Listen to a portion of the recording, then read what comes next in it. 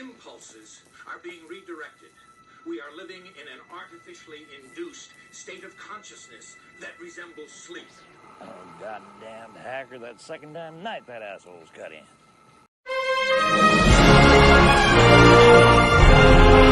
Yeah, there you go! Let's fucking go!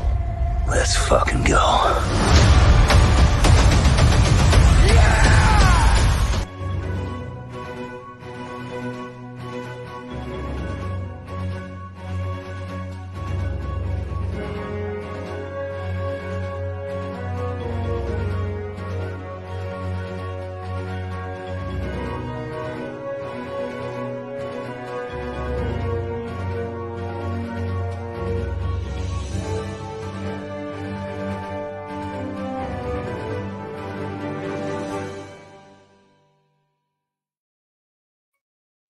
All right, folks, welcome aboard. It's time for another edition of the Brothers Hack the Matrix right here on Joe's Atmosphere.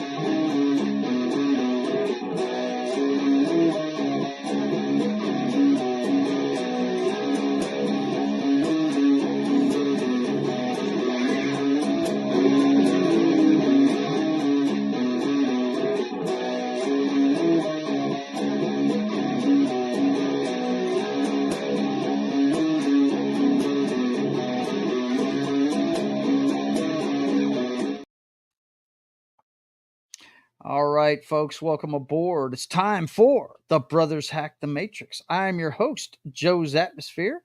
And as usual, I am joined by There Can Be Only One, because I've only got one brother, the rock and roll master, known as Hylunder. What's up, man?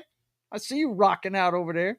What's up? Yeah, man. Long time no see. No doubt. I completely boomered last week's show because I completely forgot we changed days. Well, you know what, man? That was on me last week, folks. I completely forgot about it. I told Kim, I said, when I sent him that text early in the day and I didn't get anything from him, I should have registered with me that something was amiss. Something was rotten in Denmark. Something was rotten in Denmark, my brother.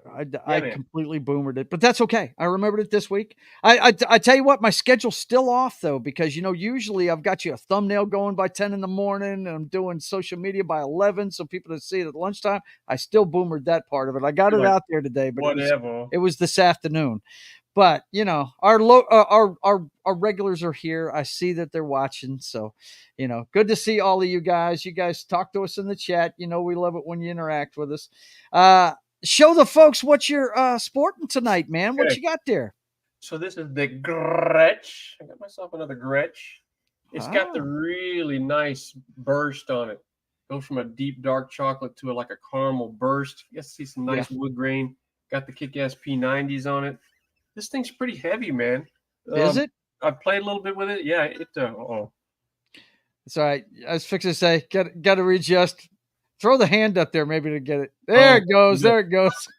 it cooks, man. It cooks real good. I'm a big fan of the P90s, man. A lot of people, depends on what your school of thought is. With the P90s, you get a lot of feedback, old school style, but I dig it. Yeah.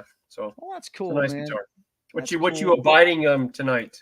I'm imbibing some. I'm off tomorrow, so I'm having the virus of unknown origin, my friend. I know you're on water because it's the beginning of the work week for you. Right. But cheers to you. Yes, sir. Thanks for everybody joining in tonight, taking time out of your busy days. That's it, man. Okay. Oh, look, man, I can catch up with my brother. You don't have to yell at me all the damn time. Yo. Oh. He said it's time to show off the LSU Tigers, man. That's what's up. Look, I got something to say about the LSU Tigers, but I'll wait till the look out. We'll get to that part, but they are the guys in the top of the heap. You know what we got to talk about here at the beginning of top of the heap, though, man. It's never fun. You know what time it is. Eject!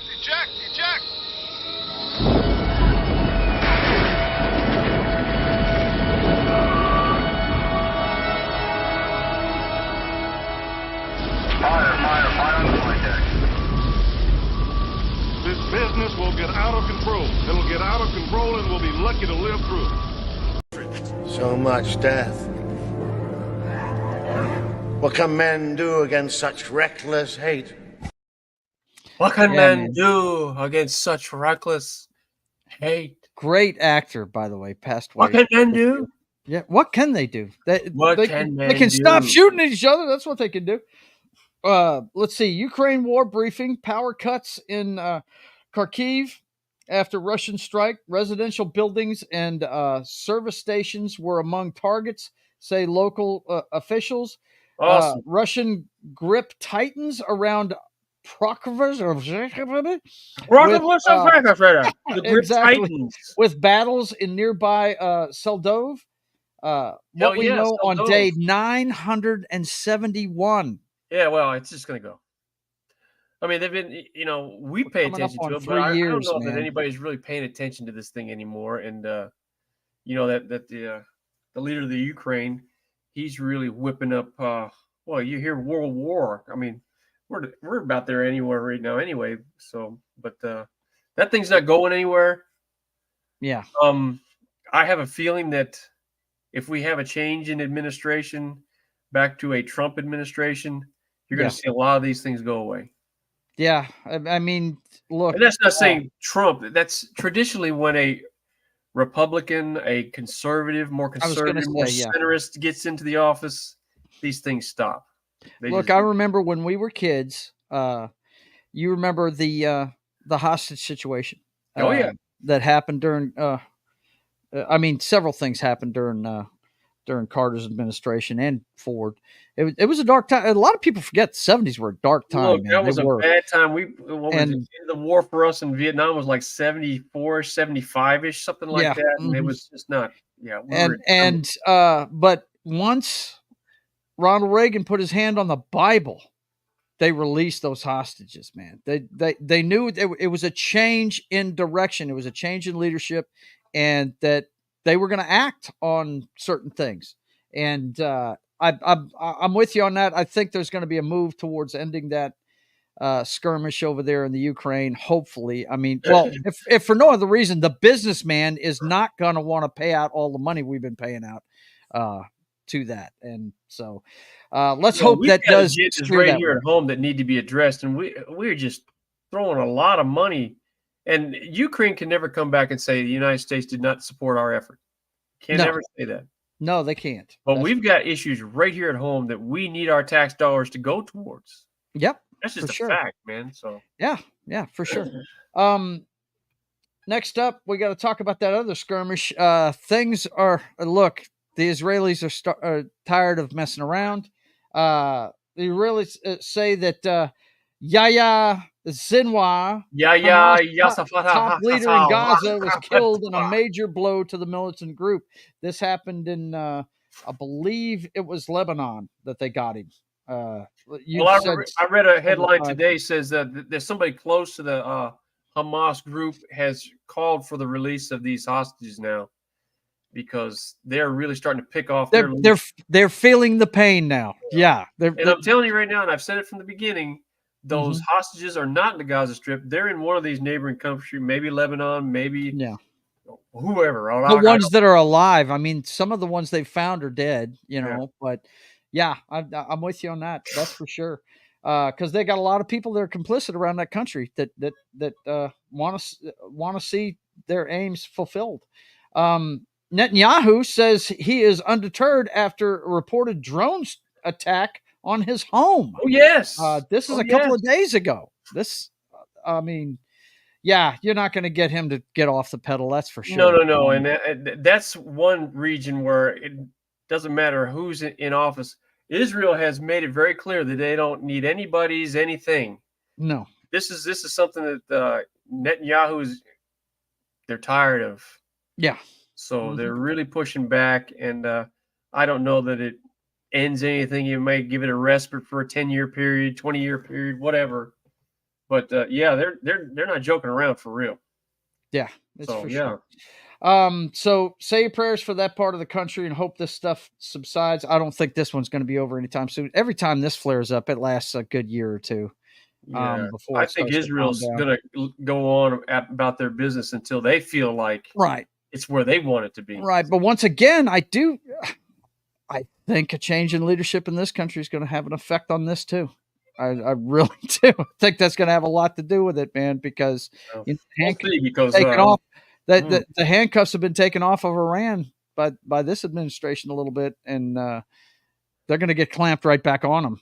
Well, and I'm sure that's what's compelling freaking Israel to do what it's doing, because Mm-hmm. you know, under the current administration, they're in peril, man. So they're not fucking around with it at all. Mm-hmm. Mm-hmm. And what happened? Let's not forget the day that happened. What the atrocities that went on.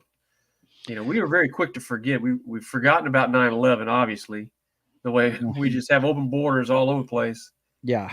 You know, we just forget about these things. And what happened that day was just barbarism. Yeah.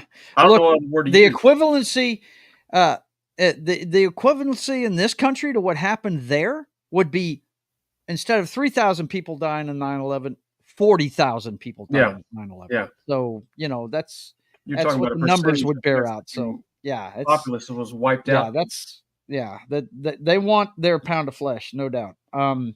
Okay. Meanwhile, back in this country, we've got back at the ranch. Back at the ranch, we've got an election that Danny, we're not far from it. It's only a couple of weeks away. No, I encourage all of you to get somebody and take them to the polls with you. Get out and vote this time around. Whoever you're voting for. I don't want to hear this. I'm just apathetic. I don't like the process. Whatever. Get involved. A lot of people died so that you have the right to do this. So you need to get out there and do it. Yeah, early voting polls have opened here in Texas, and I'm looking at what's close to us because I want to get my vote in. So. Yep, that's for sure. Anyway, Brett Baer says Kamala Harris caught him off guard with Fox News interview, and what he's talking about is she ended up showing up late to this thing, and I don't know if you saw any footage from it, buddy, but wow. I don't watch these things. I just don't. Well, I don't get any value. What I can tell you about her run for the presidency, I find it comical about the commercials she's putting out about what she's going to do, what they're going to do today. So what have you been doing for the last 3.5 years? You could have been doing it since they decided to make you the nominee to prove you were going to do it. You could be doing it now. No, fuck that. No, they should have been doing that 4 years ago almost. Yeah. No. Yeah, she's saying change. She's saying change. I don't give them a pass at all. Why did you start doing? No, that should have been happening a long time ago. And what happened was high taxes, inflation, fuel costs. Yeah. Going to war. It all went through the roof. Money going out of the country. No. But if you saw any of this interview, it was not good for her. She just more proof that she needs a teleprompter. She does not talk. She found new ways to come up with word salad in this thing that I've ever seen. It was pretty crazy. Meanwhile, the other guy, well, they had a big event called the Catholics have this big event called the Al Smith Dinner, and comedian Jim Gaffigan hosted it. And Trump and Harris were supposed to be there, but after what happened with that interview, she didn't go to the Al Smith dinner. Now, this is a big, huge thing that both candidates are supposed to go to, and she is the first Democratic candidate not to go to it. It's pretty crazy. Let's see. We got DJ Ronnie saying, hey to Vince Womack, I thought it was Tuesday and that I already missed Mech Pit for a second. Nah. But yeah, Kamala Harris didn't go to this thing. She didn't want to be seen in public, I guess, after she got shellacked. This was like a tradition type. Yes, it's a chance for the Catholics to take a look at the candidates at a dinner, man. And I encourage you. I didn't have time to grab any clips, but I encourage you to go check out Trump's jokes. He gave some whoppers, man. It was pretty good. It was pretty good. He had some pretty good jokes up there. So go check that out. And I mean, he ripped on everybody from Jim Gaffigan to Kamala Harris and I can't remember the minority clips leader. You were showing before the game, before the show tonight. he was ripping on himself as well. So yeah, he's self that's good. kidding for sure. That's the thing I like about the guy. He knows how to laugh at himself, and he also knows how to belittle himself. He went to McDonald's and was he was working in there. It was huge. It was huge. He was in there working. He was frying fries. You can look up the videos yourself. But he was actually working the window and greeting people. Now we know this is all staged. We know that they shut down the McDonald's and everything. But McDonald's agreed to Trump event, but says it isn't endorsing any presidential candidate. You can have your event, but we're not jumping out there and endorsing you. But go ahead. We don't mind. Okay. Go ahead. Yeah, they don't even like anymore. They don't even like cell phones being, videotaping in their place. Right? So yeah, I think it speaks volumes without speaking volumes, I guess. Yeah, that's crazy, man. That is crazy. I mean, I find it hard to believe they're not behind him when they let him go in the restaurant. Yeah, he doesn't just show up at McDonald's and say, "Hey, look, I just like show up and do that," right? No, that's coordinated. Everything's got to be done, and they have to agree to that. Yep, they do. Absolutely. All right, boss, calm down. I can talk to my brother for a second. Yo. He says it's time. He said it's time for the jockstrap, brother. It's time. Jocks of straps. Oh, in the face. Oh, and later on, we got a story about that guy, don't we, Dan? Yeah, we do. Yeah. Cut Daddy's in the news this week. But we're gonna get to that later. This guy taking it in the face again. We've got to. We're big fans of Cut Daddy, so we have to isolate him from the rest of the jockstrap. But this week in the jockstrap, I guess the biggest news, sport I know you dig. It's your second favorite sport besides hockey, but I know you're pulling for the Dodgers in this one. The Major League playoffs are over, and the Dodgers will face the Yankees in the World Series. The two worst franchises you could ever possibly, as far as I'm concerned, to have in the freaking World Series. But I don't know that I'll even watch the game. They're probably I'd have to. Somebody check me, but they faced each other 12 times in the World Series. I would imagine it's probably the most that two franchises have played each other ever. So, yeah. West Coast versus East Coast. No, Danny, actually, they're saying this may be the highest rated World Series in history. That's fine. I'm not watching it. I know you're not watching it. I know. But if I'm asked, I'm never going to say, let's go Yankees. No, so we're pulling for the Dodgers. That's why I said go Dodgers, man. And let me tell you what, the MLB wants the Dodgers to win as well because of that guy you see right there on that. Right, yeah. He is the face of the MLB. So, and the reason why they say it's going to have such good ratings is because of that guy. I mean, there's going to be people around the world watching this game. Yeah, you're talking about Pacific Rim. They're going to capture all of that, dude, for real. Yep. The guy's a hell of a ball player. Now, 50 home runs and 50 stolen bases. I think it needs to have an asterisk on the 50 bases stolen because of all the rules they have for you can only throw over to first base 3 times. That's it. Really? That's it. When did that change? That started this year, or no, last year. Because they want to speed up the game, right? So now, okay. It's totally you got guys stealing bases that would never even think about it. They know you got to throw to the friggin' plate, right? Plus, you got the time clock that everybody can see. The pitcher's got to throw it in a certain time. Yeah, so it's all geared. So I put an asterisk by the stolen bases because there's no at play there. There's no at play there. I got you. I understand that. You see, when I heard the pitch clock was a thing. I said, well, they're gearing it for television now. They want the games to go fast. They want to shorten the games, yeah. Right. They want to shorten the games because these things can go with extra innings. These things can go for hours. But that right there, they need to change that rule, man. Yeah, you're right. They need to have and that's it. After that, right. I got you. It's stolen bases. They want more runs, the whole 9 yards. So yeah. Yep. Okay, so. The other major sport we're watching right now, the college football, their rankings came out, and after something. Well, hey man, we go talk. I do like Texas getting beat. I enjoyed every second of that the other night. Everybody knows I'm an Oklahoma Sooner fan, and we're not even going to look at the coaches poll. Let's take a look at the AP. Well, the coaches poll is the one that I care about, but I mean, A&P is what everybody's looking at, Right, so. for sure. But Oregon was put up at number 1. I knew that would happen. Well, they're undefeated, and so that's sensible. Yeah, they're beating up on all those colleges. There are a glut of teams at 6-1. Your beloved LSU Tigers are at number 8, but big game for them this weekend at College Station, man. Woo! Well, a big game was last week. A big game before that, Ole Miss, Arkansas. Now let's go through the lineage.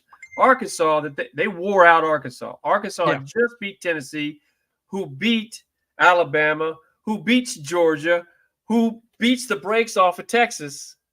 Now you tell me how good is LSU? How are you not above Tennessee at this point? How did we not move? Yeah. We're at 8 and we're still at 8. Yeah, and Tennessee's up there at 7. Yeah, right? Tennessee leapfrogged us from 11 all the way up to 7. Yeah, that's kind of goofy if you follow that thinking. But big game in College Station this weekend. Yeah. Why do I say that, boys and girls? Because the two teams at the top of the SEC standings right now are the A&M Aggies and the LSU Tigers. Only undefeated teams in the SEC play. And whoever comes out of that game with a victory is going to have a huge leg up on the rest of the conference. Well, and then there's a lot of football to be played left. There is. What I really dug was Vanderbilt's number 25. Yeah. They're 5-2. Vanderbilt got ranked. Wow. Good football. Really have. Wow, man. Wow. Yeah. They're upset. We weren't here last week to talk about it, but their upset of Alabama was something else. Alabama, and then they went on the road to Kentucky against a very tough Kentucky team, beat them too. Yeah. See, when you say Kentucky, I think basketball. Yeah, I know don't you even think about football. I know you do. But anyway, Mike Stoops has got that program playing pretty well. Mike Stoops is coaching out there. Yeah, he's been there for like 5 years. Bob's brother. Now. Okay, he's a defensive-minded coach. Yeah, they're a tough defensive-minded team, and Vanderbilt went down there and ran the freaking option at him and beat him. I had no idea that Mike Stoops was coaching in the SEC. He's been there for like 5 years. Idea. Yeah.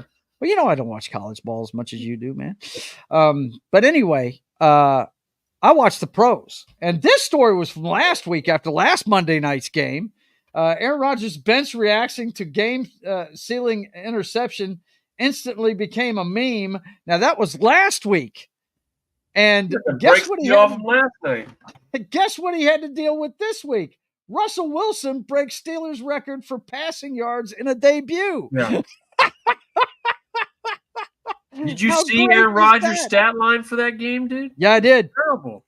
It was horrible. He had 2 picks. Well, one of them wasn't his fault. It was Garrett Wilson's fault. He had the ball, and he didn't get his hands out. He let it get into his body, and when it did, it bounced right off his pads right to a Steeler player, man. I don't know how many times these millionaires have to learn that you can't catch the damn football with your chest. Yeah, Fred Biletnikoff never caught the ball with his chest. No, there's a reason why he had stickum all over his friggin' socks, Hands man. out, Come on. bro.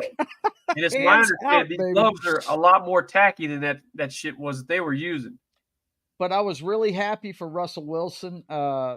It started out, those of you that watched the game, there was grumblings in the stands, man, because he was not doing well at the start, but he got the rust off and ended up scoring 3 times, dude. Ran for 1, 2. The biggest complainer was about him getting the start? No. Terry Bradshaw. Really?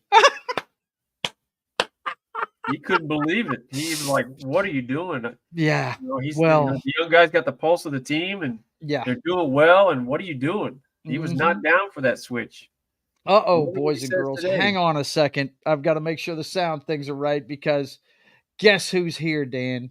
The guy who is never named by his icon, but he has a name, and we all know it.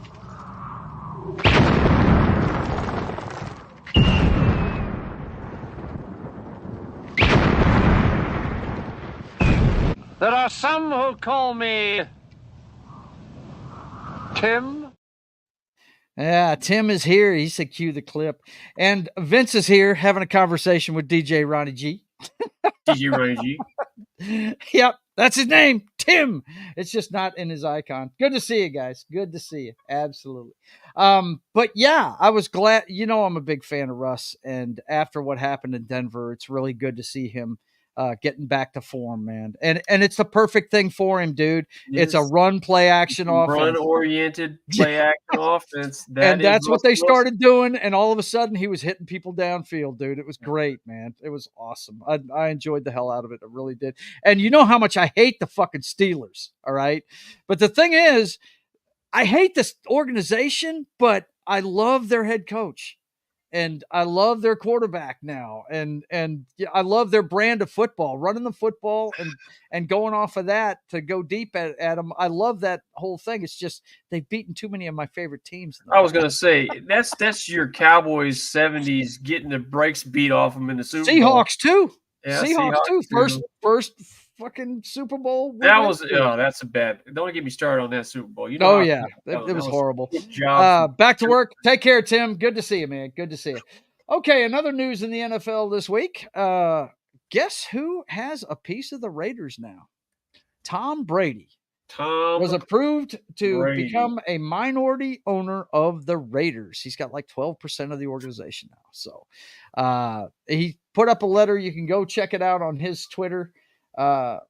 Saying how, at the bottom, of course, it says just win, baby. LFG, let's fucking go. He said this right here, man. This is what he said. He said these very letters right here, if I can find it. Let's fucking go.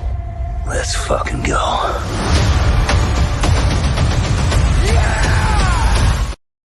But this is, it raised questions earlier this week because he's not going to be able to talk to the Raiders whenever they cover Raiders games. I doubt they'll even put him on Raiders games because certain things as an owner he can't do. He can't sit in with interviews with the guys, at the facilities. Well, you think bigger picture on that. Think bigger picture on that. As a part owner of now the Oakland, the LA Raiders, Vegas Raiders, wherever the fuck they are. Yeah. Can he talk to other teams? See, that's the thing. This may be a problem for him down the line. This may be a problem for him. He may not be able to have a broadcasting career doing this because, it's like getting insider How do information. you not talk? Yeah. You're talking to the other 31 teams on a regular basis. How do you not get inside information about players and whatnot? Yeah, this could be a problem for him down the line. I'm surprised that his current employer signed off. I mean, I'm sure he's got a legal team that would look into those things, but to me, that just seems shady. To be a broadcaster, well, Dan, I got to tell you, and game plans and everything like that, and then be a part owner. Well, I got I've started to think about this, and this surge they've had the last few years for analytics, and for instance, the Minnesota Detroit game. The Detroit Lions would have won that game going away if they hadn't gone for it on their own friggin' territory on fourth down in the first drive of the game. I mean, they basically handed the Minnesota Vikings a touchdown. And I'm sitting here looking at this going, there's so many of these coaches that are letting the analytics drive what they're doing. And at the same time, we're coupled with betting now in the NFL. Kind of hard to not put that conspiratorial ball cap on and say, are the two linked?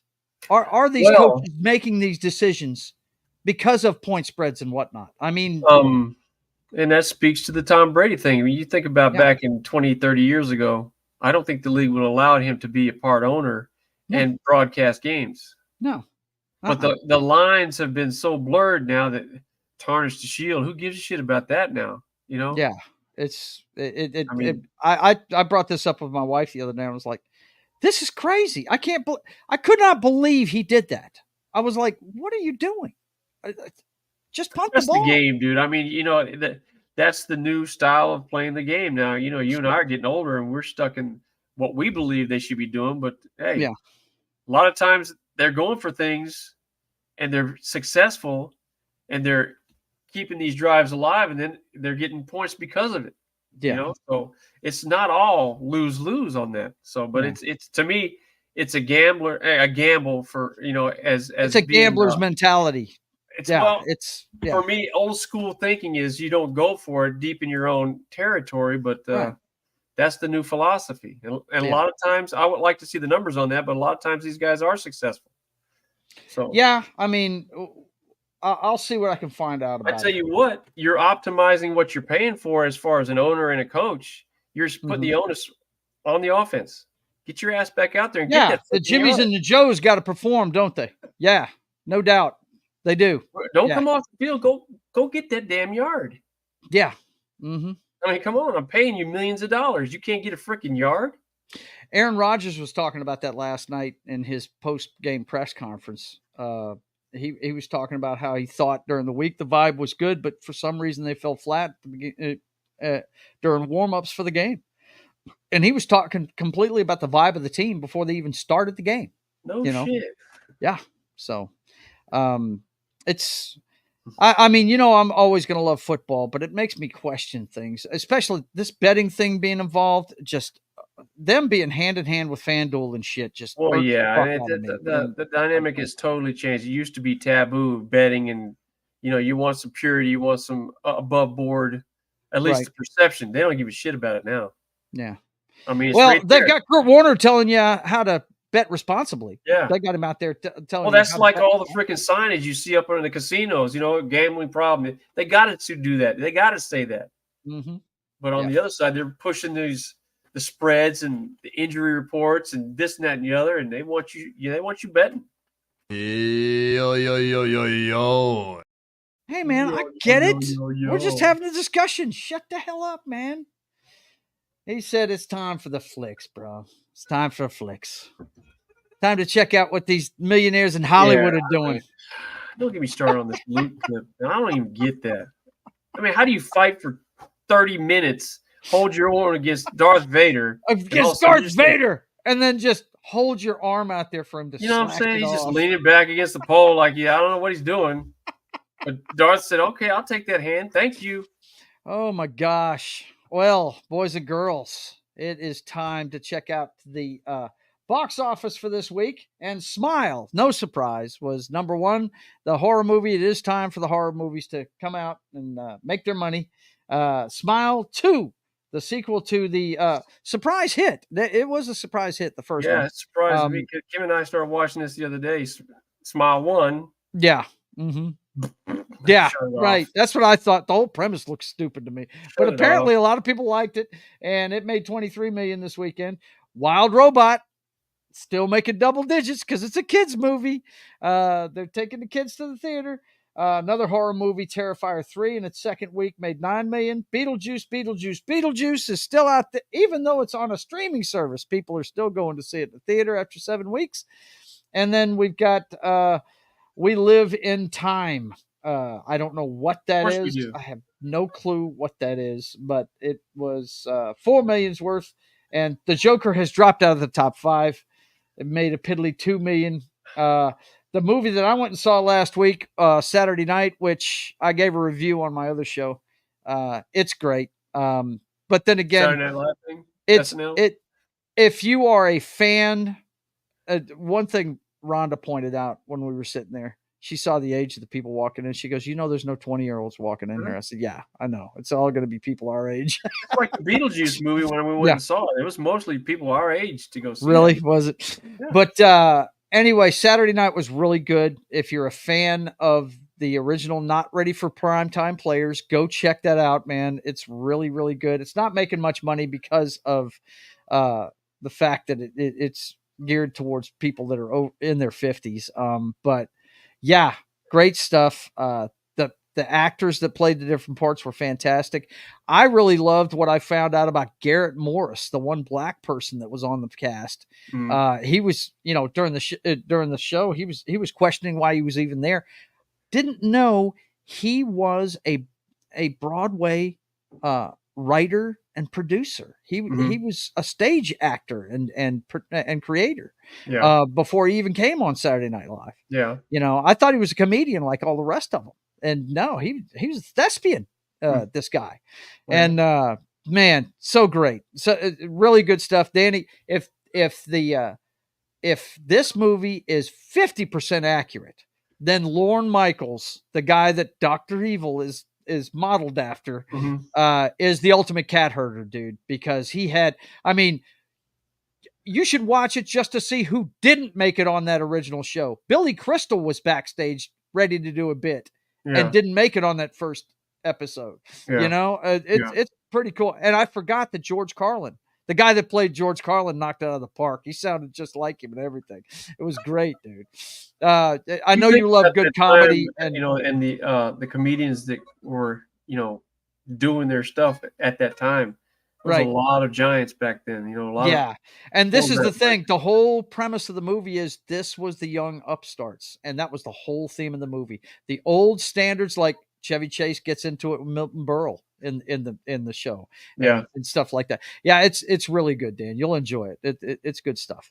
But anyway, that's the box office numbers for this week. Let's see what else we got in the flicks. Our old boss this week, Al Pacino, acted in movies he didn't relate to at 70 years old just for the money. I was broke. I had $50 million and then I had nothing. Well, if you stop having kids in your fucking 80s, you might have some money, fool. Come on, dude. That's our old boss right there, bro. Those of you that watch the show know he used to be a producer before Stallone showed up. I do not feel sorry for him. No, I don't. Right there, man. Great actor. Go, Al? Great actor, but that's not no it, doubt. You know? Come on, man. Are you kidding me? Michael Corleone is awesome. Yeah. The next one we got here.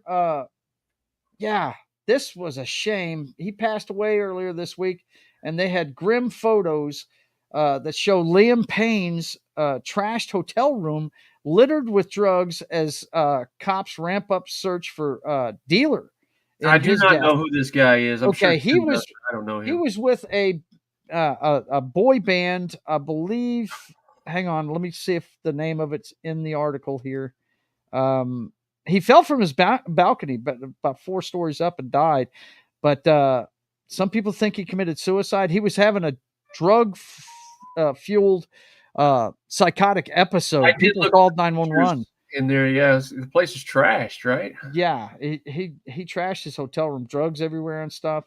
I can't remember. This is in Argentina, and I can't remember what band he was with.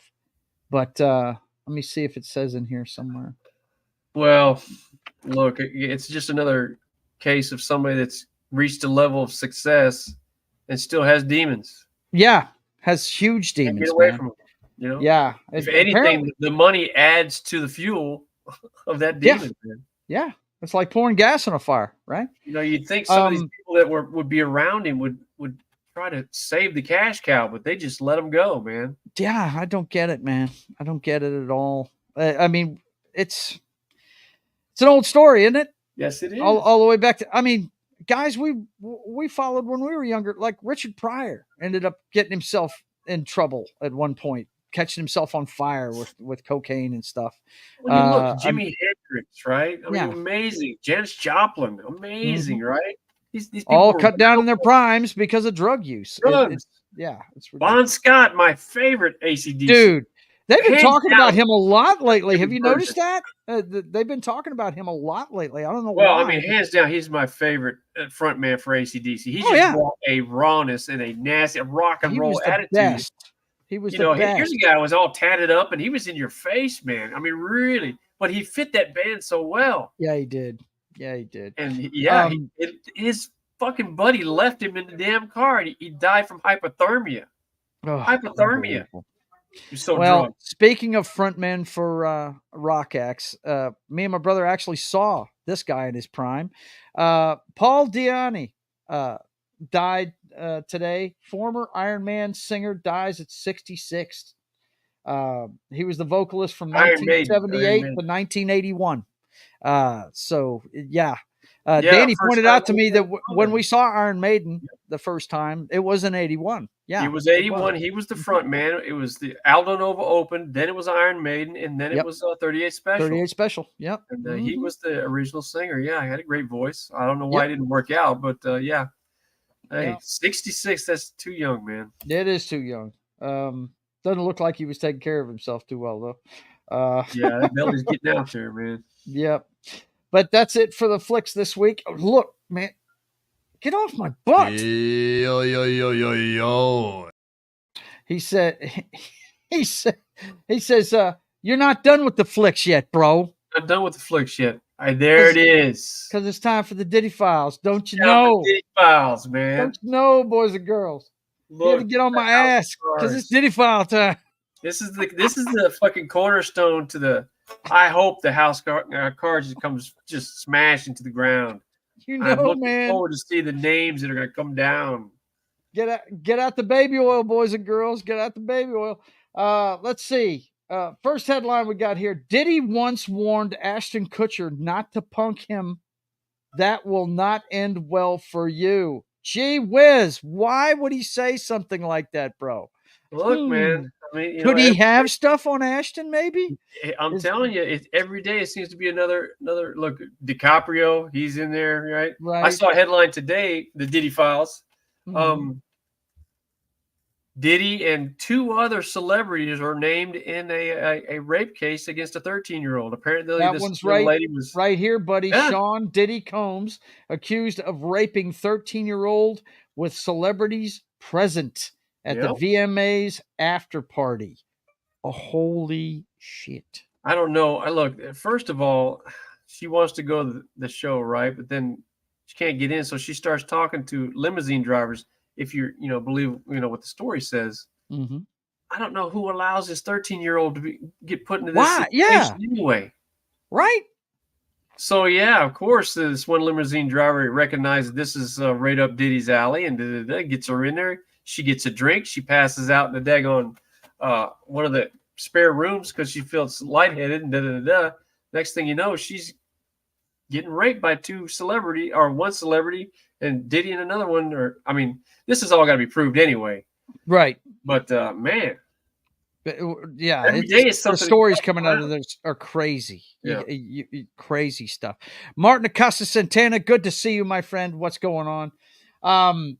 Also in the Diddy Files this week, Diddy's first alleged underage victim shares photo proof of him and the rapper at his white party. Now she's blanked out of it, but apparently, let's see, says she was 16 at the time. 16. What are the parents in these 13? That's a good question. 12, 16. Yeah. What's going on? Yeah. And this last one, this is normal though. Sean Diddy Combs' lawyer asks judge for release identity of accusers, and that's just discovery in a trial, guys. That he is allowed to look at the names of his accusers. He's allowed to face them. So, yeah, it's going to be crazy. The shit we're going to see coming up on the Diddy Files, man. Guilty or no, damage has been done to this guy. So, he'll never be able to. His lawyer fees alone is going to wipe out what money he has, and public opinion. He'll never be able to work in the industry again. So, whether he's found guilty or not, and if he is, he'll never get out. For sure. I've said it before, and I'll say it again. Everybody knew this guy was doing that for almost 3 decades. Who did he piss off to out? Pissed off the wrong person. Who man. did he piss off? That's what you got to. You got the freaking federal government coming to your freaking properties, man. That doesn't happen by accident. They have been investigating you for a while. If they're doing that, yeah. They don't do that just because they're bored, No, they don't. The feds don't bring that shit unless they know they've got you by the cojones. That's probably who he pissed off because he's doing some shit to put them in the bad light. So they're like, we got to shut that down. Probably an informant for them, right? Yeah, that's probably what it is. Okay. Boss, come on. Why are you always yelling? Yo, yo, yo, yo, yo. I guess he's not yelling at me. He's just pushing me down the right path there. He's being positive about it. It's time for earthquake, boys and girls. Earthquake time. What Look is out. happening? I mean, honest to God, I don't know who surveys these highways. I don't know. Have you ever been in an earthquake, Dan? I was in one. Because they had one just north of us in Oklahoma one night. I was watching a football game. It was actually the Oklahoma. It wasn't Bedlam, but it was a state game, and we felt the rumble here. But we were not the epicenter, obviously. But yeah, it's freaky, dude. It really is. I tell you, I woke up one time when I was in San Francisco, and my wall locker was walking towards me. Man, I was like, crazy, man. Shit, like, what the fuck? It's really strange to feel the earth move under your feet, dude. It's I feel the earth move under my feet. Who is that, dude? Who is that? Are you killing me? I lose control. Is that James Taylor or his wife, Carly Simon? I don't know, man. It's a great tune. One of the two, though. I think that's Carly Simon. I think. James Taylor, Carly Simon, Simon Garfunkel. He probably wrote it, and she probably Stanley, Gene Simmons. Gene Simmons. I saw. Guess where Gene Simmons was this week, bro? Where was he? He was a judge on Dancing with the Stars. Businessman was out there earning money with Disney on Dancing with the Stars, bro. Yes.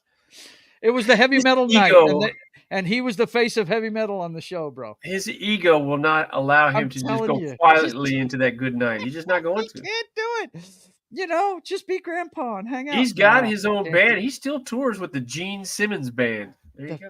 The Gene Simmons Experience. Look out. But anyway, earthquakes tonight. What do we got? Well, let's take a look at the headlines. Oil prices drop after Netanyahu says Israel will attack military, not oil or nuclear targets in Iran. Now, I find it hard to believe that they're not going to attack nuclear sites. Well, apparently, I mean, if you believe what you see in the media, apparently, we still have a president, Joe Biden. Apparently, he spoke to him on the QT and said, yo, let's don't mess with the oil fields, man. Yeah, it's an election year. Let's keep the oil prices low. Let's keep it down, Help us out, bro. Keep it on the down low, man. It's like, all right already. Shut up. Unknown drone fleet breached U.S. military base airspace in Virginia. What? 17 straight days, apparently. What's going on? According to the DOD. Yeah. Mysterious fleet of drones entered restricted airspace and swarmed a U.S. military base along with the Virginia coast for 17 days late last year, stumping the Pentagon, according to a new report. Wow. Stumping the Pentagon. Well, drones are a new technology. And I'm thinking our intelligence is not so intelligent anymore. Right. Coming out of the Pentagon, man. Honest to God. Ugh, it's bad. Let's see what we got here. Terrible. What is the... Let's see. Martin says, I've been in at least 5 earthquakes. Really, buddy? Yeah, well, he's south of the border from us, bud. In Venezuela or Mexico, bud? He's from Venezuela, but he lives in Mexico. Word. Okay, next one. North Korea blows up roads in ominous move against South Korea. Ooh. Kim Jong-un. This guy. Got to get a headline every once in a while, man. Got to do it. Hinged, man. I'm telling you. He blows up roads and railways heading for the border, dividing the peninsula, according to South Korean military. You can't let that go on too much. I mean, he's doing it on his side, though. Did you see the headlines late last week? Late last week, where North Koreans were actually shown to be on the front lines there in the Ukraine war, and then once the word got out, they pulled the troops out. Really? Yeah, dude. No, I didn't see that, bro. I wish you'd have put that in there. Shit! Wow, man, unbelievable. That's crazy. Oy. Well, it looks like this guy got his just desserts. U.S. Army soldier sentenced to 14 years in prison for attempting to assist ISIS to conduct deadly ambush on U.S. troops. The U.S. Army private Let's get a good look at this guy's face, dude. Sure. Piece of shit. He almost looks like Chris Evans. Captain America type. Let's see. U.S. Army Private First Class provided tactical guidance in an attempt to help ISIS attack and murder U.S. Service members in the Middle East. Yeah, we're not even going to give this guy his 15 seconds. He's a PFC. That's all you need to know. Ariel says, so how much money was he given? Yeah. I don't know. I do not know, young lady. I can only assume he's going to Leavenworth, and they should. He's going to military get that prison. information out to all the inmates there, and let them handle business. They will handle business on him. Believe that. They don't like traitors. Martin says 2 little ones in Venezuela, 2 mediums, 1 big ass, real scary one, and countless little ones in Mexico. Wow, that's crazy. That's like one too many, bro. And right. That's an old hat for my dude right there. That's so many. Yep. No thanks. Let's see. At least 3 people passed away. Hang on. Dead in horrifying U.S. bridge collapse. Now this was. Let me see. At least 3 people have died in a horrific bridge collapse in the United States on Wednesday. This was, I'm looking to see where it was at. Simpson County Sheriff Paul Mullins confirmed the tragic news. Mississippi, it says on Wednesday. Oh, well, Mississippi. Yeah, that sucks. Let's see if we can blow this up. It had to be one of the freaking Gulf states because, they're so damn impoverished. Our infrastructure. Oh, my God. The infrastructure down here is horrible, folks. But, all the politicians are living high on the hog. They probably don't even use these freaking bridges. Look at that thing, man. Just fell apart. I wonder what happened to it. Well, it's just simply that. I mean, just disrepair. Probably, these bridges are supposed to be inspected. They're finally replacing the Jimmy Davis Bridge. They're finally building one next to it. And then what they're going to do with the Jimmy Davis is they're going to turn it into what they call a linear park. In other words, they're going to put barriers up where you can't drive on it, but you can walk across it and take pictures of the river from there and stuff like that. So that seems pretty cool to me. I'll definitely go up there and do that. Let's see. Ariel says, everyone else getting those massive earthquakes to relieve the stress of California's fault line. Yeah, she's out there.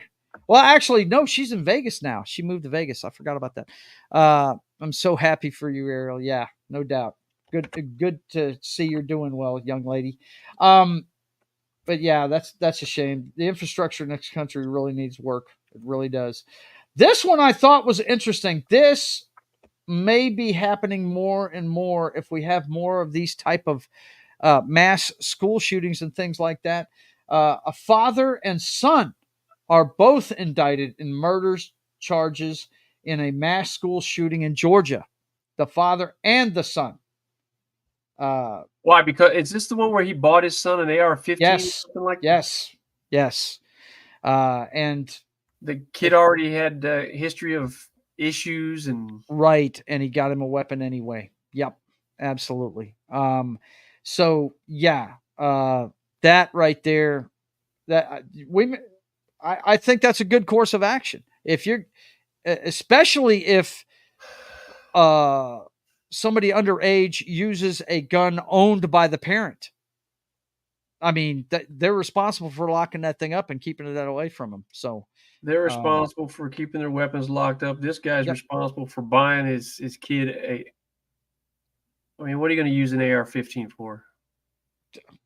Well, yeah, that's what I'm wondering because, dude, you're a hunter. Have you ever used an AR-15 hunter? No. AUG-6, I take it anywhere. And AUG-6, I can take it in any terrain. Yeah. I wouldn't buy an AR-15 to go hunting with. I wouldn't. I mean, it just doesn't even enter my mind. Now, Dallas has one. I asked him, he has a 22 platform, AR-15 22 caliber. And I asked him, what do you need a 22 for? And he said, yeah, that's for getting rid of coyotes, man. He said, that's what he uses that for. So you don't need an AR-15 for that either. Yeah. So, but hey, you're an American, you want to buy yourself one, you pass the background checks. That's it. But I don't know why you'd buy one for a teenager that's got problems already. Yeah.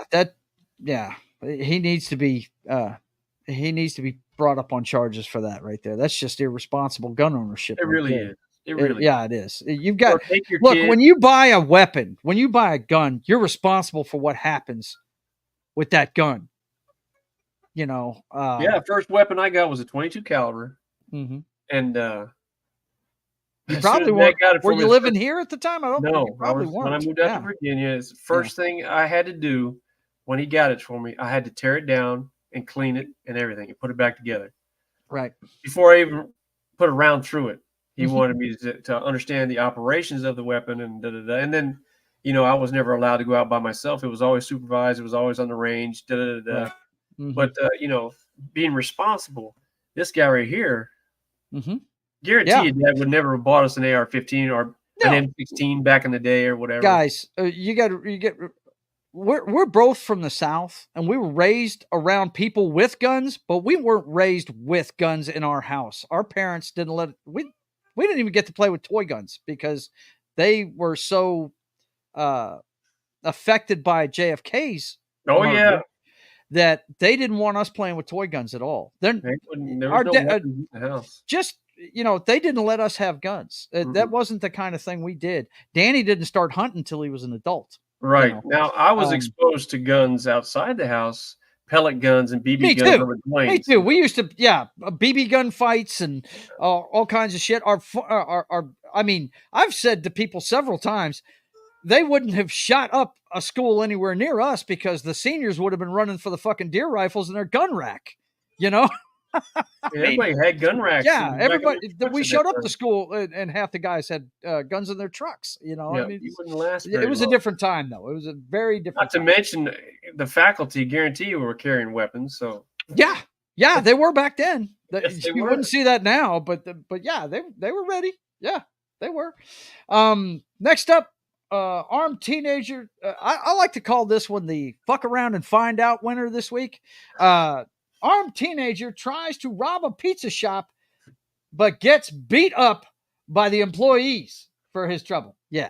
A restaurant manager allegedly asked the would-be robber if he preferred prison or death. Man, look at this guy.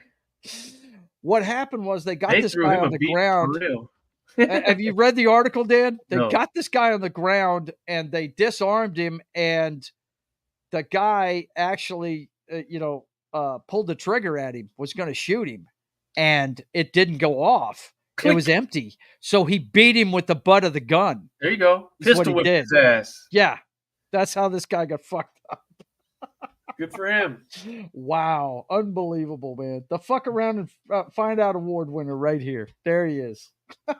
His name is Richard Curtis, 19 years old. The fuck 19 around and years find old. out winner. Yep. 19, he can't grow a mustache, can't grow a freaking goatee. Right. Yeah, but he can put a steel bolt through his bridge of his nose. That's what that is right there. And he can get the shit beat out of him get disarmed and get the shit beat out of him by his own weapon. He can do that. Too funny, man. He can do that with the best of them. All right. The last one we got here, ashamed to, well, I'm not ashamed, but I hate to hear when this happened. Navy IDs 2 trailblazing female aviators killed in Washington jet crash. This happened during a training exercise in Washington State. It's a shame when this happens, but well, you know what? It is a shame, and my heart goes out to their families. I don't understand the whole female aviators. Why really? It's just aviators. Yeah, just say aviators. Yeah, well, you know, they want to. Okay, all you need to know about it is look at the logo right there. ABC News, bro. Woke news special. There you go. Yeah. Training with the Blue Angels. No, looks that way. Let's see. October 15th training mission in California. I'll put the link up for you guys. You can check it out yourselves. But I'm not sure. It's a Blue Angels picture. That makes you tend to think that's what it was. Well, it's an F-18, and that's what that is. Blue Angels. The Blue Angels do use the F-18 Hornet. That's what they use. Check out the article there, Ariel. I'm not sure. I didn't see that mentioned.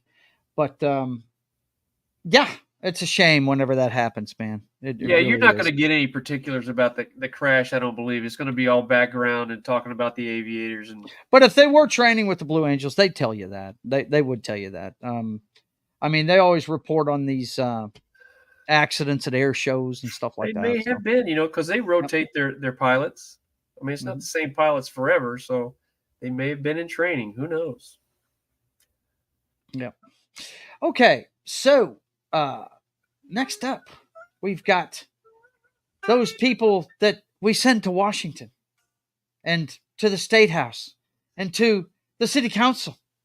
It's those folks that are America's best and brightest.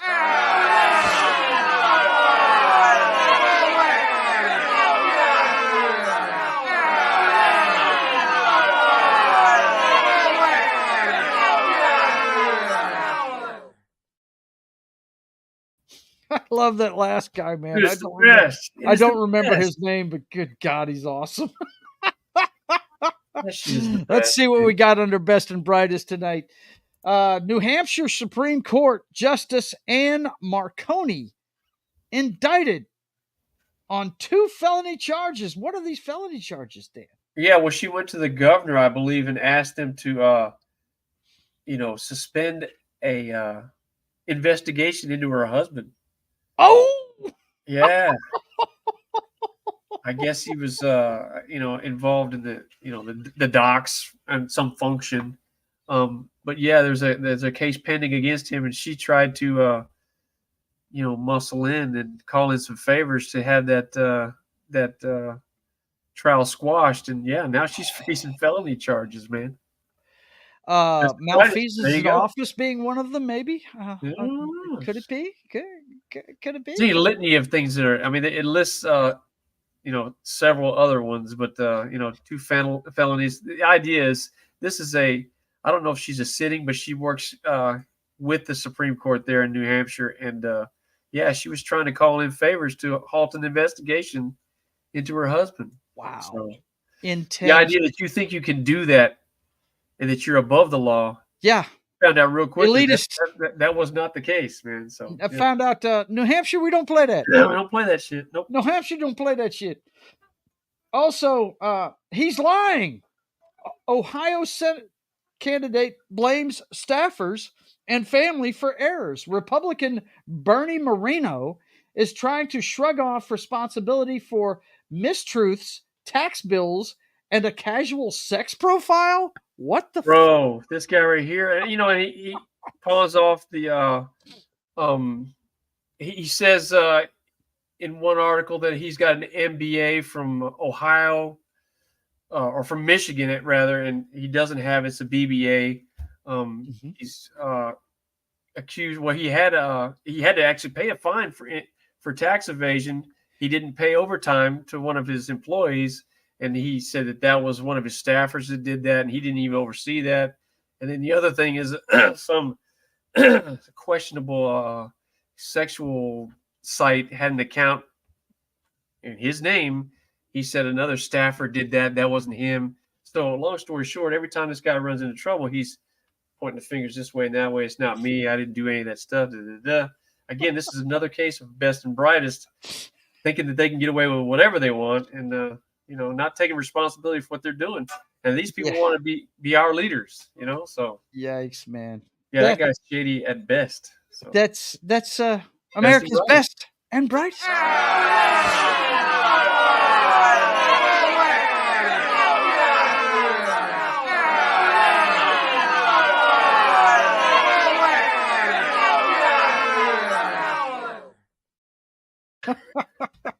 I'm telling you, that's how they look at us, man. They're just like, whatever, huh? Just whatever. Yeah. A bunch of freaking wits up there, man. God. Unbelievable, dude. Fun. Love that video. The video's awesome. But you know what? The boss is in my ear. What? He says, get your cup out. He said, get the pads on. He said, strap up that chin strap, brother. Get it ready. Because it's time. Get your hands up, man.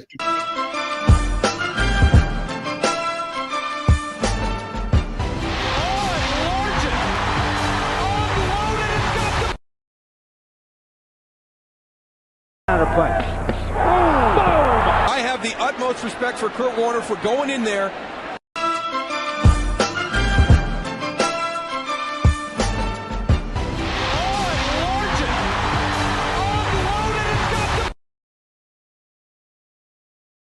I have the utmost respect for Kurt Warner for going in there. Dude. And getting his career shut down.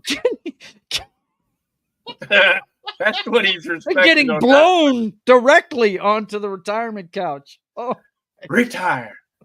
Retire, motherfucker. I'm gonna make this he separated, bro. I just went through him. Liquefied his insides. Good Lord. I'm surprised. Up, bro. Now, it's got to be a clone we watch every Sunday on the NFL Network, dude. It can't be him. That guy died on the field. It's a different dimension. The timelines got skewed, and they had to do something, because our timeline was going crazy. Just stick another one down there; they won't know. Well, my final word tonight, man. I figured you'd get a kick out of this one, man. I actually saw a question earlier today on X. It had a picture of Elvis, and it was asking without saying what was it? I think it said without saying what was the name of the movie he made? I can't even remember, but it was something like Jailhouse Rock, right? Was the one they were talking about. Without saying that, what's your favorite one? And I put up, you remember the iconic version of Unchained Melody he made right before he died? That video of him playing it for the first time in Vegas. You've never seen that? I put it up there as my answer to my favorite song he's ever done. I love Unchained Melody. I think it's a great tune. Mine is If I Can Dream. I Can Dream. I watched that one too today when I saw that. Yeah. Well, yeah. Well, he wrote that. You saw the movie. What did she do? Yeah. The reason why he wrote that was because who was it? Bobby Kennedy, right? It was when Bobby Kennedy got killed. Yep. But anyway, yep. Anyway, Shreveport celebrates Elvis Presley's debut at the Louisiana Hayride. They had a little on October 16th of 1954. Elvis Presley made his debut on the Louisiana Hayride at the Municipal Auditorium in Shreveport. Now, if you guys have never seen or been to the Municipal Auditorium, it's not a big venue. It'll probably hold at max about, I want to say 5,000 people, huh, Dan? Maybe 10 if they really maxed it out. Yeah. But actually, no, I don't. I think it's 5,000 is the max for that place. Yeah, I would say 5. But anyway, if you've never been there, it's a great place. And outside of there, they don't have pictures of it here. I'll look and see if I can find them. But they have a statue outside of the municipal of Elvis. And right next to that, they have one of a Shreveport native named James Burton, who is considered one of the greatest guitarists that's ever lived. Great guitar player. Yeah. Paisley Telecaster, man. Right. But a lot of people don't know that. When you see the scene in the movie where Mr. Butler, the guy that's playing Elvis, has the pink suit on and all the girls are going crazy and all that is at the Municipal Auditorium in Shreveport, Louisiana. That was the first place he played. And that was where the line "Elvis has left the building" came from. Was right here in Shreveport, Louisiana. I figured you'd get a kick out of that one today. Yeah, man. That's great, man. Yeah, October 16th was the anniversary of it. That's the anniversary of the first time he played at the Hayride. Yeah, absolutely. That Hayride was a big deal back in the day for. Oh yeah, a lot of acts came through there. A lot of them. I think the last act we went to see, and it's a great musical venue, guys. It's an intimate venue. Like for instance, when I went the last time, we went and saw Boston a few years ago, and they have a nice balcony. That's where we were sitting at. Was on the balcony end, and the whole place is a horseshoe balcony and stage on one side. And I mean, it's just gorgeous. You'd have to check it out, man. It's really great. But it's not a big venue. It's going to be smaller acts that are going to play there or older acts, people, niche stuff. I think the last big show that went through there was Foreigner played there not too long ago. Foreigner. Yeah, Foreigner. Yes. They're pretty good. Who just went into the Rock and Roll Hall of Fame. They're pretty good, dude. I mean, pretty good. Yeah, they're my favorite rock band ever, bro. Pretty good. Okay, pretty good. Actually, if you look into the lore, you know what they were, Dan? They were studio musicians. Decided to do something on their own. Well, you see that quite a bit. The guys that make their chops and make their, their pay their dues, but then they finally go, you know what? We can put out albums. We can do this. Playing on all the damn albums anyway. So right. Do it ourselves. All right, boys and girls, it is time for that part of the show where my brother likes to give out an award. He gives it out. My heart this time. It isn't a heartbreaker this time, but the award must be given out, and it is the Simple Jack Award. It's that award for. It could be a government. It could be a corporation. Could be an individual that is trying to do the right thing and just can't quite get it done. And this time around, I mean, guys, we're fans of this dude. Really are. He's actually on the show every week. And yeah, poor Jay Cutler busted for DWI and gun possession after a 5 p.m. accident. He's a Vanderbilt guy. He's a Vanderbilt grad. He's probably the last really good player to come out of Vanderbilt. And he's in Tennessee, and he's got a podcast. The guy's he's intelligent, but he's been. You can't go to Vanderbilt and not be. That is the Ivy League school of the SEC. Yeah. Also, he gets divorced not too long ago, and he's out there on his own, left to his druthers, and he gets busted for DUI. He's got weapons on him and some other smaller charges. You can see the photo of him right there. That photo screams midlife crisis to me, dude. This is the guy that's he's making some bad decisions now because he's by himself. He's got no handler now. So he was out there, Tennessee whiskey. Yeah, he was messing up the Tennessee scale. So he went full retard on the home front there in Tennessee, and that's all I have to say about that. Never go full retard. Never go full retard. Never go full retard. Smoking Jay Cutler, dude, man. Our man breaks my heart, dude. Yeah, full retard, didn't he? There. Oh my god, he went full retard. Let's see. I'm a permanent member of the Simple Jack Club. Vince says. Aren't we all? Vince is the hardest working wrench in YouTube, dude. He is great. And it looks like they were talking about some of the Elvis songs up here. Let's see. What was he saying? The live version of Lonesome Tonight. Yeah, that's a good song. Are you my favorite though is Unchained Melody. Yeah. Will you miss me tonight? Yeah. Yeah, dude. Elvis had a great voice. Great voice. Yeah, he did. Look, we were fans. I remember the day he died. We had just got home from school. It came across.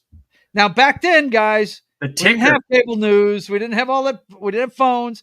It always came across. If it was something really big, they broke into your show. Yeah, it was the Brady Bunch we were watching all the time, man. Well, I think this was Star Trek that day. Was it Star Trek? Yeah, because I remember there was a Starfield and a Starship. Was it right when Kirk was doing Serpentine? He might have been doing Serpentine, man. He might have been super Serpentine. But if he was doing it, he was doing it on the bridge because it was a space scene. Because I remember it was a black screen and the crawl came across the bottom of the screen. It said Elvis Presley found dead at Graceland at the age of 42. Yeah. And he was so young, man. Dan. My God. 42. Man. But he's another one. Doctors. Yeah. Well, if you're to believe what happened, what the movie showed us, they pretty much rode that horse into the ground. And used drugs to control him. Yeah. He had demons, know. His mother had demons. He had demons. And depression is a real thing. Yeah, it is. If anybody out there is battling depression, seek some help, man, because that's not something that you can deal with by yourself. Don't forget 988. If you haven't suicidal ideation, 988, call them. They'll help you out. I used to work for that helpline. Yeah, I mean, and look, some things we just can't deal with on our own. And if you're battling depression, you need to get help. because You do. You do. most of us have other people that are really counting on us, and I have never struggled with that, but my wife has, and I struggle with it. I yeah. struggle with it, and it's something that just you have to deal with every day. And it took me a long time to go get help, and I'm glad I did. But believe me, your relatives are glad you did too. Absolutely, man. But again, if you have that bone, it doesn't go away, man. Go get some help. You'll feel better. Those demons won't go away, but you'll be able to keep them at bay better. Manage that better. That's it. And look, for immediate help, 988. Make sure you call that line. Okay. All right. So that's it for this week, boys and girls. Let you know what's going on with the channel. You have been watching the Brothers Hack the Matrix. We do this every Monday at 5 p.m. Central Time. Come check it out. Everything you need to know about the clown show that is 2024 through the week's headlines at 5 p.m. every Monday. And, of course, Tuesday is Papa Joe Gamer After Dark, video games, cocktails, and fails. I do that at 10 p.m. Central Time, and this week it's the next part of Brutal Legend, the Jack Black game before he lost his mind. Come check that out, 10 p.m. Central Time tomorrow night on my channel. And then, of course, State of the Atmosphere comes your way on 5:30 on Wednesdays. And we're going to be continuing our celebration of Halloween with the top 100 list of horror movies of all time. Danny, what's your favorite horror movie? What do you like to watch around Halloween time? Do you even like horror movies? It original, the up-to-date version, It 1 and It 2, but I'm a big fan of It. Really? You like the newer movies better than the miniseries? They both serve a purpose. I don't like one more than the other. But do you watch both of them? Oh, yeah. Yeah? No, yeah, Tim Curry's really great as Pennywise in the first one. And I'm sure the new kid is too. I haven't seen the new one. But well, I tell you what, if you've read the book... Which I haven't. I put it down when he was taking 10 pages to explain the fucking boat. So... yeah. Well, the newer ones, it was good that they did 2 movies because they captured more of the story. Right. It was really well told, and and the guy playing Pennywise is real good at it. Real good. Yeah, different take, but very good at it. Yeah. Yep. But anyway, we're going to talk horror movies this Wednesday at 5:30 p.m. Central Time. So come check it out. And then, of course, on Fridays, it's Sketching the Privateer, the story of America's Pirate Patriot. Come check out me working on my comic book every Friday at 1 p.m. Central Time. And then at 8 p.m. Central Time on Friday, get over to Pop Culture Minefields channel and check out Game Night with John as he wraps up the Telltale series of The Walking Dead. That's every Friday at 8 p.m. Central Time on Pop Culture Minefields channel. Jed Revenwolf's MFR Roadhouse probably won't be coming to you this week. He's got some dental stuff getting worked on, so ouch. It may be a little bit before he does the show, but just monitor Jed's channel, and it appears on the schedule at 9 p.m. Central Time on Saturdays. So check that out and see if we're going to be doing it. It's just a bunch of friends getting together on a Saturday night, having a beer and talking about current events. Come check that out, 9 p.m. Central Time on Jed Revenwolf's channel. And then, of course, Sunday mornings, my brother and me and Knock and John get together and talk about football, college and pros. I'm going to have to change the name of this show to just Pregame Party because we talk about a half an hour worth of college stuff before we even get to the pro stuff these days. Yes, sir. Anyway, 10 a.m. Central Time, 2 hours before kickoff of your afternoon slate of game on Sundays, that's when Pregame Party comes your way. So come check us out. And then Military Monday comes your way on Monday mornings at 10 a.m. Central. We had a great show talking about Predator this morning. Come check that out, man. We had a ball talking about it. Danny, did you know, you may not know this, a little bit of lore behind Predator, and there's actually a couple of scenes in there. No confirmation which ones they are, but Van Damme was supposed to play the Predator. Predator, yeah. Yes. I've heard that before. Yeah. And wise, it just didn't work. So, right. And it was like a basketball player, maybe. I don't know. But he was 7'2", the guy that did it. And he passed away of AIDS back in the 90s. But anyway, Van Damme, Yeah, when Van Damme found out he wasn't going to fight him one-on-one, he backed out of the project. So, but some of the stuff that he was going to I heard Steven Seagal was supposed to play the role as Jabba the Hutt too. Right. But anyway, go check that show out, man. We had some fun talking about it today with Gary Kissel and Anima. Mephisto was on the show. So come check it out. We do it every Monday. Military Monday on Pop Culture Minefields channel at 10 a.m. on Monday mornings. And It's Only Talk and Roll comes your way Mondays at 4 p.m. Central Time. And this afternoon, I was on there before we started this show talking about Dark Star. Dark Star is one of the funniest movies you'll ever see. It's I like to call it 2001: A Space Odyssey, the comedy. It's a pretty funny movie. It's the first movie made by Dark Star. Well, Dark Star actually this was his final film that he made to graduate from the film college he was going to. Really? The same one that Lucas went to, and Coppola and Spielberg. Did he play all the score on that one like he normally did does? The score on it too. Yes, he did. Okay. Anyway, look, it was a short film though that he did for college, and he got it back and they turned it into a feature film. You may know a guy named Dan O'Bannon. You may have heard his name. Guy behind Blue Thunder. He was behind the original Alien. He wrote the script for that. Really? Several movies. Check out Dan O'Bannon. You like his stuff, man. Believe me. Anyway, he stars in the movie as an actor too, and John directed it. Anyway, they all went to school together, and they got that, and they decided to make a feature film out of it. They just extended it, shot some more scenes, and very cool. At a total cost of $40,000. Wow, amazing, isn't it? Amazing. Look at Dan. Amazing how this thing stops fucking focusing, man. Would you focus on me, damn it? Best. Yeah. But anyway, go check out that show today. And it comes that 70s Rock Fan does It's Only Talk and Roll every Monday at 4 p.m. Central Time. He was talking today like he may change the day and the time, but for right now, it's still on Mondays. So go check it out. And then it's right back around to us on Mondays at 5 p.m. Central Time. So, for myself and the Hylunder, there can be only one. I want to thank you guys for being here. Oh my gosh, look at this. The Comic Relief Crusader showed up. Good to see you, buddy. Vince and all you guys, thank you for being here.